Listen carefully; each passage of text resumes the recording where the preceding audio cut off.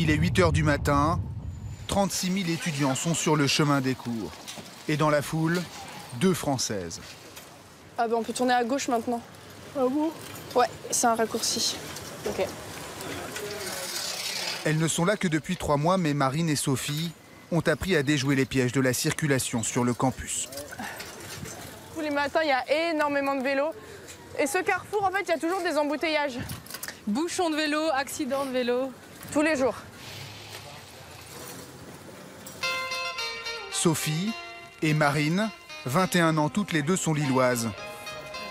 Ces étudiantes à Sciences Po ont choisi de vivre à Pékin pendant 1 an. 1 an d'échange universitaire pour apprendre le chinois et ne faire que cela. Nous sommes à l'université de Tsinghua. C'est ici que la Chine forme ses élites depuis des décennies. Les grands patrons, les chercheurs et même les ministres du gouvernement. Fondée en 1911, elle s'inspire des campus américains, avec son auditorium, ses stades et ses centaines de buildings. Il y a aussi des boutiques, opticiens, coiffeurs, pharmacies et même un hôpital réservé aux étudiants. Aujourd'hui, cette université incarne la nouvelle ambition chinoise, attirer les meilleurs étudiants du monde entier.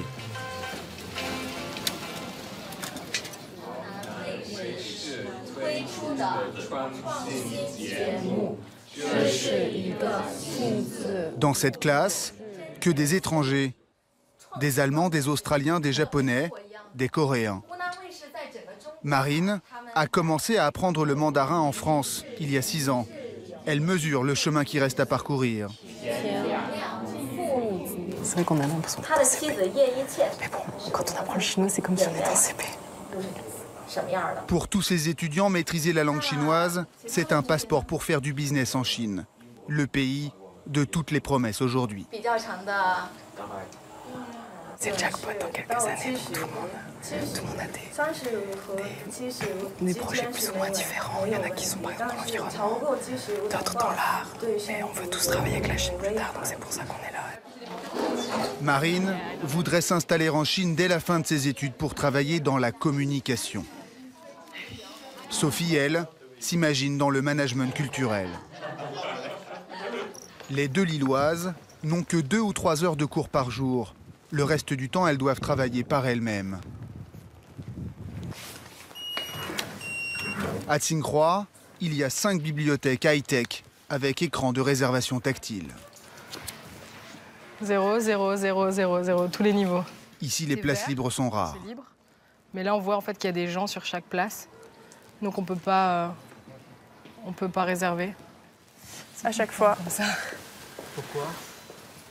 Parce qu'ils sont studieux, je pense. Donc ils sont là dès 8 h du matin. Et puis Et ils peuvent y passer toute la journée en fait. ils y passent toute la journée.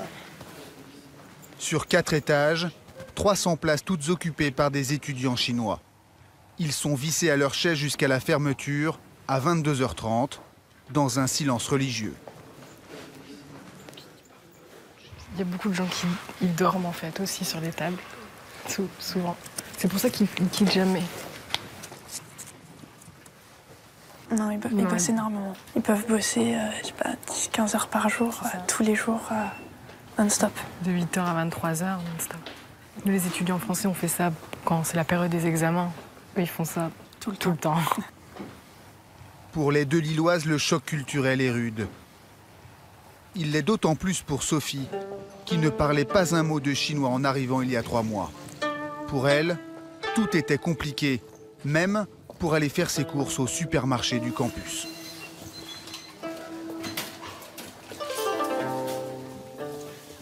Plusieurs fois, j'ai acheté des trucs en disant bon, bah ça a l'air bon, et au final, pas vraiment, parce que c'est des trucs un peu bizarres. Les Chinois ont des goûts assez spéciaux parfois au niveau confiserie, pâtisserie, à la pizza, à la crevette. Voilà, des gâteaux à la crevette, c'est assez sympa.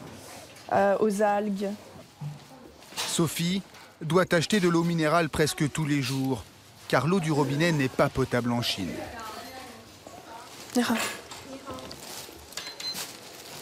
3 kuai. Et ça fait à peu près 40 centimes, je pense, en France. Donc non, la Chine, c'est vraiment bon marché pour pour les Européens. Ta tienne. Avec les 600 € que lui donnent ses parents chaque mois, Sophie dit vivre confortablement à Pékin. Il lui fallait presque le double en France. Elle habite dans un immeuble réservé aux étrangers et interdit aux étudiants chinois. On y vit un peu comme à l'hôtel, avec des femmes de ménage qui changent les draps et nettoient les chambres tous les 3 jours. Celle de Sophie est au 9e étage, 12 mètres carrés qu'elle loue 280 € par mois. C'est ma petite chambre étudiante avec c'est bureau, lit, salle de bain, avec un petit évier pour faire la vaisselle et tout ça. C'est petit, mais bon, c'est confortable. Et puis je l'ai un peu personnalisé, j'ai mis des photos et tout pour me sentir chez moi. Si elle en avait fait la demande dans les délais, elle aurait même obtenu une bourse du gouvernement chinois. Une bourse réservée aux étudiants en échange universitaire. Logement gratuit et 300 € par mois.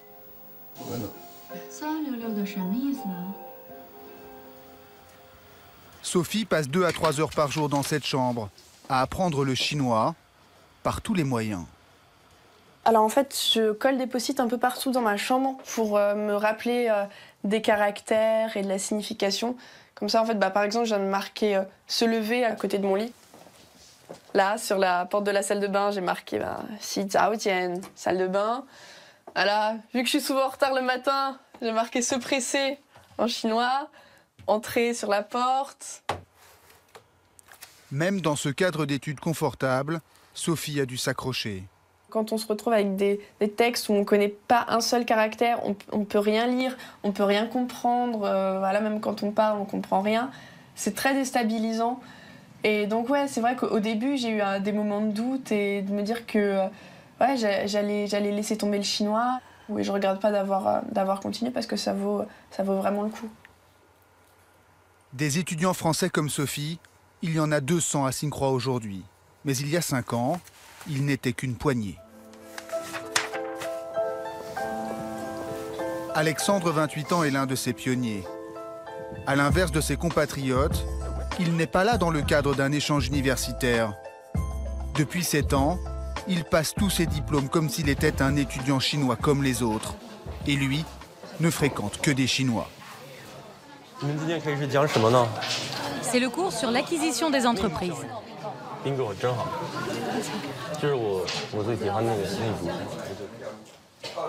Il s'exprime dans un mandarin impeccable et prépare une thèse de droit commercial chinois. On peut évidemment acheter une entreprise en négociant un prix avec les propriétaires, mais on peut aussi en prendre le contrôle de manière agressive. Dans cette classe, l'élite universitaire chinoise. Futurs avocats d'affaires, futurs chefs de grandes entreprises. Alexandre est le seul étranger.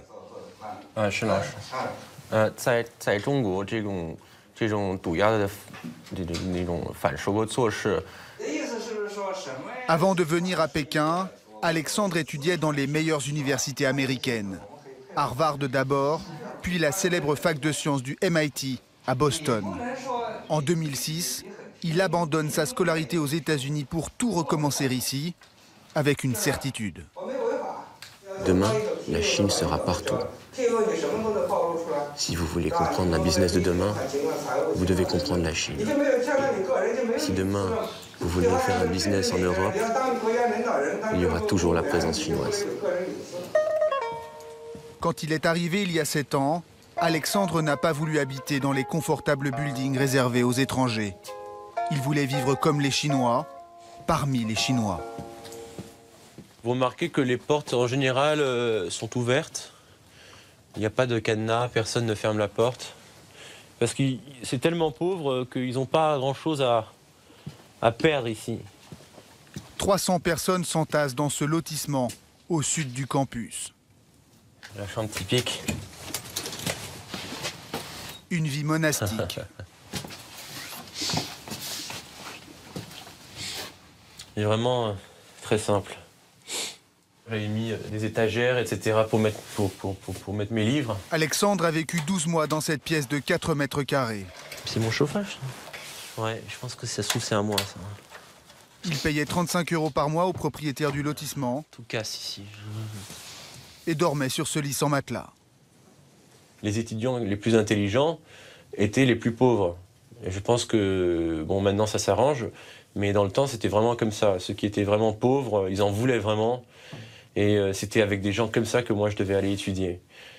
Et comprendre, parce que mon but ce n'était pas seulement d'apprendre le chinois, c'était de comprendre leur façon de penser, de voir comment ils travaillent, comment ils arrivent à absorber autant de connaissances. Et moi je voulais étudier aussi ce potentiel, c'est ça que je voulais faire. Après 5 années de sacrifices, ses efforts finissent par payer. Le 2 juin 2011, Alexandre obtient son diplôme d'ingénieur de l'université de Tsinghua. Il est le seul étranger parmi 175 Chinois. Il termine 3e de sa promotion.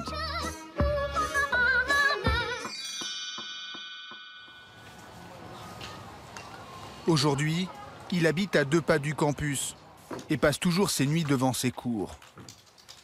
En 7 ans, il n'est rentré en France qu'à 2 reprises. Ses seuls liens avec sa famille, ce sont des conversations sur Internet comme ce soir, avec sa sœur Caroline. Allô? Ouais, Caro. Allô? Ouais, c'est moi. Ouais, ça va? Ouais, ça va, ça va. Ça va, tu m'appelles pas trop tard pour une fois. Tu vas dormir ce soir? Ouais, je vais dormir, j'espère. Ouais. Et maman, elle m'a dit que tu venais pas pour Noël? Mais donne pas en même temps. Non, pas ce Noël. Bah, comme tous les Noëls, non? Non, mais je t'ai dit, ça va... J'ai dit à maman qu'on fera... Non, mais je t'ai dit, l'année prochaine, ça va aller mieux. Ouais, d'accord. Car l'année prochaine, fini les études. Bisous, Caro. Bisous. Allez, je t'aime, bye. 2 à 3 fois par mois, il troque ses habits d'étudiant austère pour ceux de businessman. Il y a 2 ans, Alexandre a créé sa propre société. Il est chef de projet pour des PME américaines qui veulent sous-traiter en Chine. Un rituel. Un fabricant américain de caméras de surveillance a fait appel à lui pour améliorer la qualité de ses vidéos. Alexandre a ouvert son carnet d'adresses pour trouver une entreprise chinoise capable de produire à bas prix des interfaces électroniques. On est à Jiangguansun, c'est l'équivalent de la Silicon Valley des États-Unis, quoi, mais en Chine, à Pékin. Et c'est là où vous avez tout ce qui est électronique, informatique, nouvelles technologies, tout est ici. C'est par où là? Je vais tout droit ou je tourne à gauche?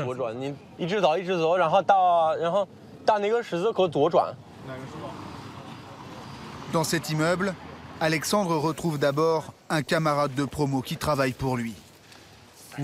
Le Français le rémunère 2 000 € pour qu'il l'assiste sur ce projet.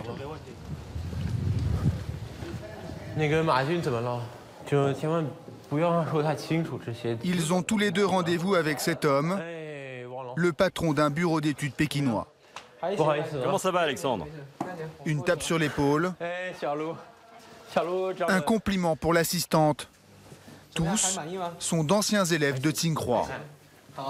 Ce soir, Alexandre doit vérifier que le prototype est bien conforme à la demande du client américain. Quand tu regardes sur la partie gauche de l'écran, l'image est floue. Si tu regardes sur la partie droite, l'image est parfaitement nette grâce à notre technologie. Ce projet représente un investissement de 200 000 € pour l'entreprise américaine. L'étudiant français en a l'entière responsabilité. Là, je suis très content. Là, ils ont utilisé des choses très bien. Ça m'intéresse, c'est bien, c'est de bonne qualité, quoi. Le prototype validé reste à parler production, livraison et délai, presque une formalité.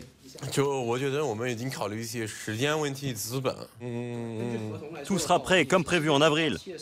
Il me connaît, je le connais. Il connaît le parcours de mes études, je connais son parcours. On sait très bien qui fait quoi, où, quand, comment. C'est très simple. Ça va beaucoup plus vite. Alexandre empochera 9 000 € pour ce projet.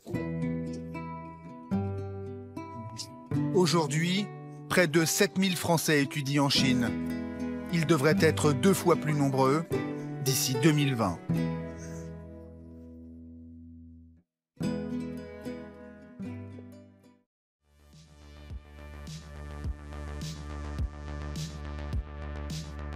Le dépaysement commence dès qu'on prend le métro. À Shanghai, même les transports en commun sont psychédéliques. Une ville futuriste, bouillonnante et explosive. Une ville qui se prépare à accueillir dans 8 mois l'exposition universelle. Shanghai veut en profiter pour épater le monde entier, dans un décor de science-fiction. On la surnomme la perle de l'Orient. C'est le plus grand port du monde. Elle compte déjà 21 millions d'habitants. Et elle va vous donner le vertige.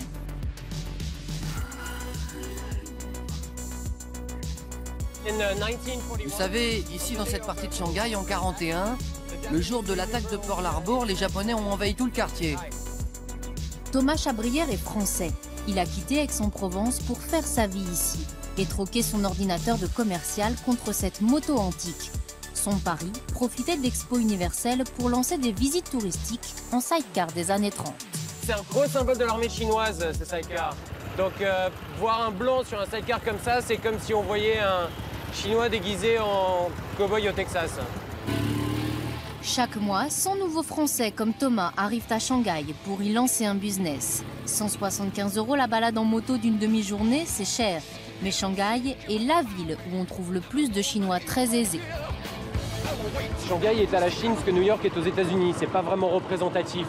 C'est extrêmement tourné vers l'ouest, et ça c'est traditionnel. Ça a toujours été une ville de commerçants, les Shanghaïens sont hyper business, ça a toujours été vraiment très ouvert, ça a toujours été la ville un peu avant-gardiste. C'est la ville de tous les possibles parce qu'il suffit d'avoir l'énergie, la volonté d'y croire et on peut y aller. Et il y a un optimisme ambiant, il y a une espèce d'énergie dans l'air où tout le monde est entrepreneur ou entreprenant ici.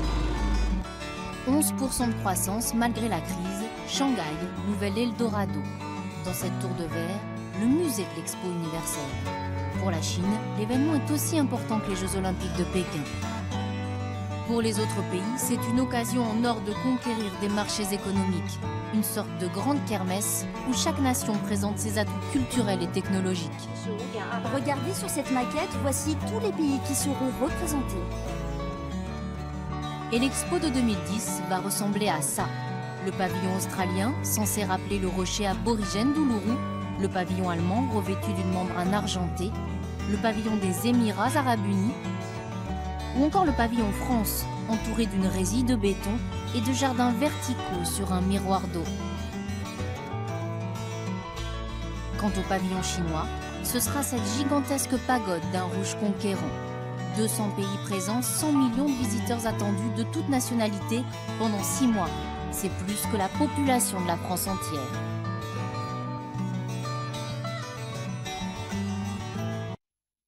Cette expo universelle de la démesure est encore en train d'éclore.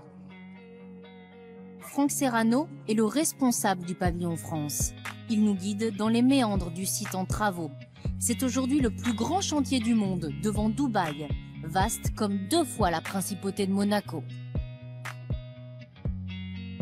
Alors là, on est dans un endroit un peu stratégique du site de l'expo. Pourquoi? Parce que il y a le bâtiment principal, c'est le pavillon chinois qui fait 60 mètres de haut. Pour référence, la hauteur maximale des autres pavillons, c'est 20 mètres. Le pavillon français fait 20 mètres. La Chine veut montrer sa puissance. Absolument. Ouais.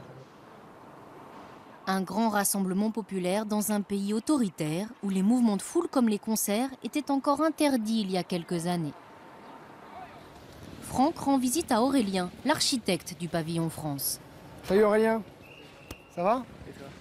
Ça se passe bien? Ça va, ça va. Ça va? Ouais. Donc là, ils montent les poteaux, c'est ça?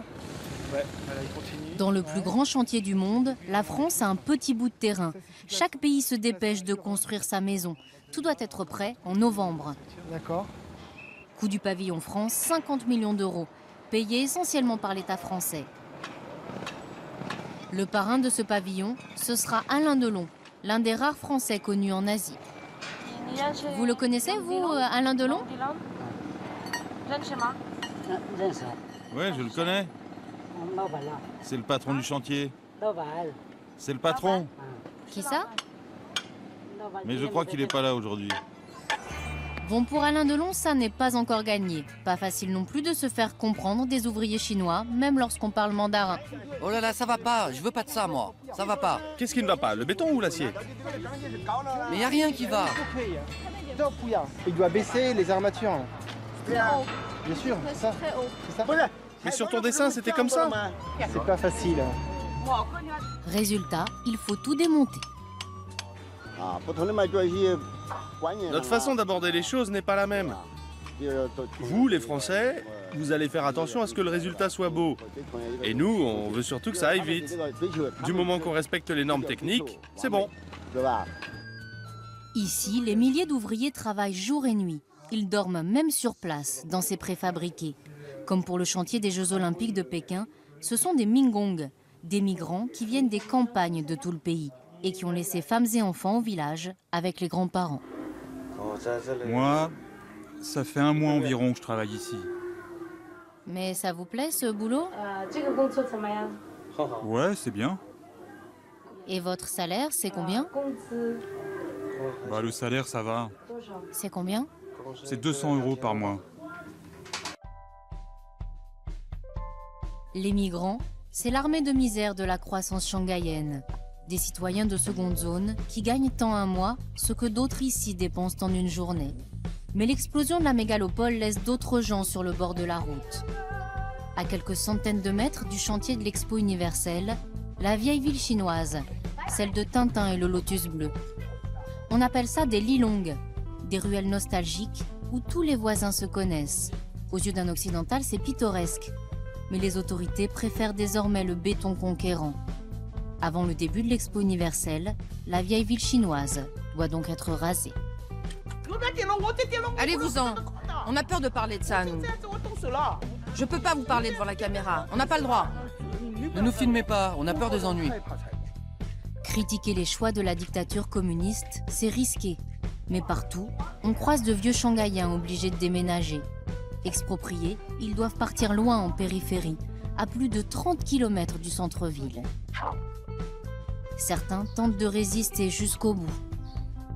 Comme ce groupe de voisins, obligés de manger au milieu des gravats.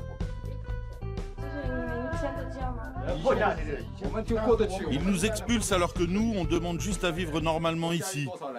Du moment que j'ai un peu d'argent pour ma famille, ça me suffit. On ne voudrait pas revendre même à prix d'or nos maisons du centre-ville pour s'enrichir. Ce qu'ils veulent, c'est construire des grands immeubles. Et les seuls qui pourront y habiter, ce sont les patrons qui ont de l'argent. Ou des gens qui travaillent dans ces grandes entreprises avec des capitaux étrangers. Nous, on est nés ici, et même nos parents habitaient ici. Ça fait 70 ou 80 ans. Venez, venez, entrez. À l'intérieur de la maison de Li Wang, c'est un peu vétuste. Du bois vermoulu, pas de chauffage et pas de salle de bain. Mais ça n'est pas un taudis. Ben voilà, c'est juste une maison normale. Mais quand même, c'est très spacieux. Li Wang et son mari recevront 15 000 € de dédommagement. Une somme dérisoire par rapport au prix actuel du mètre carré dans le centre-ville de Shanghai. La forêt de gratte-ciel grignote chaque jour un peu plus cet ancien monde en sursis. Regardez tout autour, là. Ça paraît incroyable, mais il y a quelques années, il n'y avait que des maisons basses, comme la nôtre. Et les immeubles, vous les avez vus pousser? Ah ça oui, à toute vitesse. Et dans 6 mois, notre maison ne sera plus là. En 1990, des marécages et aucune tour sur les rives du fleuve. 10 ans plus tard, une nouvelle Manhattan. À Shanghai, 200 nouveaux gratte-ciel sortent de terre chaque année. L'emblème de cette jungle urbaine, c'est la tour Jinmao, une sorte d'immense tournevis cruciforme qui abrite l'hôtel le plus haut du monde. Un 5 étoiles qui culmine à 420 mètres, au 88e étage. En Chine, on le surnomme la Nouvelle Grande Muraille, une muraille verticale cette fois, conçue non pour se protéger des envahisseurs, mais pour consacrer l'ouverture au monde d'une puissance longtemps en sommeil. Cette ouverture, les Shanghaïens en sont fiers. Ici, on fait la queue pour se prendre en photo à côté du logo de l'Expo universelle. C'est tout de même la première fois qu'un pays émergent organise cet événement. Sur ce bâtiment, à nouveau le logo de l'Expo universelle. Mais cette fois, nous sommes dans un comité de quartier du Parti communiste.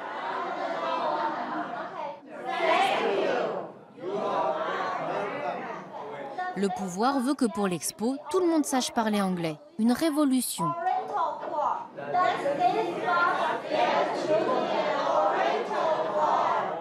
Cours gratuits pour les chauffeurs de taxi, les gérants d'hôtels et même les retraités. Si on parle anglais, on pourra aider les touristes qui demandent leur chemin. Quand Pékin a organisé les Jeux Olympiques, c'était dur, mais personne n'a baissé la tête. Alors nous, on veut aider Shanghai à réussir l'expo. C'est bien ce que je dis, non?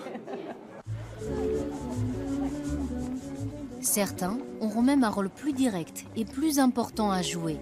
Jenny et son assistante Rico sont des Shanghaïennes typiques, sexy et émancipées. Jenny Ji est même la créatrice de mode en vogue à Shanghai.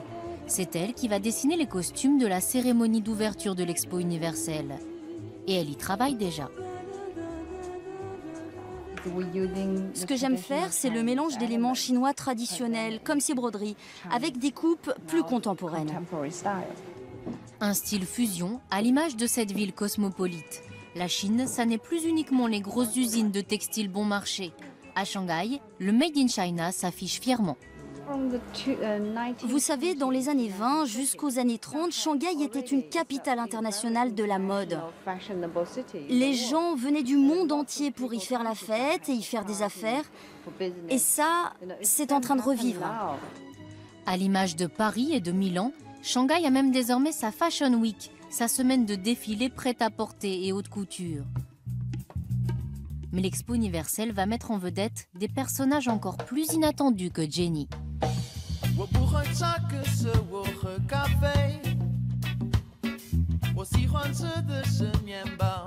Il s'appelle Gauthier Robichou et c'est bien la célèbre chanson de Sting, Englishman in New York, qu'il reprend en chinois. Tout a commencé par une rigolade entre potes. Puis Gauthier a été diffusé à la radio, il a sorti un disque et c'est devenu un tube ici en Chine.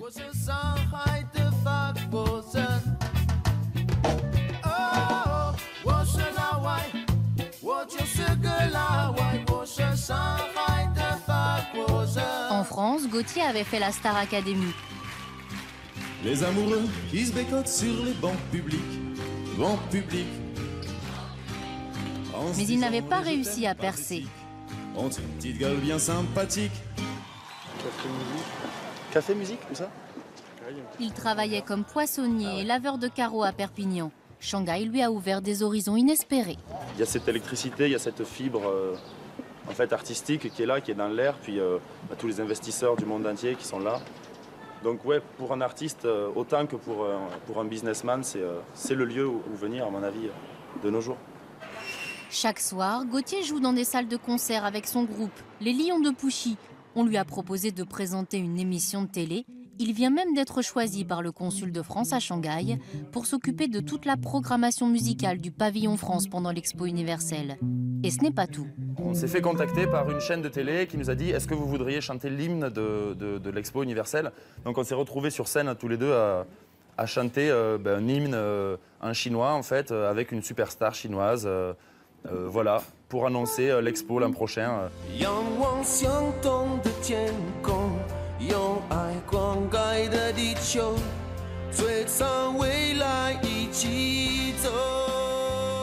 Un petit Français, star à Shanghai, qui chante l'hymne de l'Expo universelle devant tous les officiels du parti. Par rapport aux vives tensions franco-chinoises d'avant les Jeux Olympiques, on sent comme un air de réconciliation. L'exposition universelle de Shanghai ouvrira ses portes le 1er mai 2010.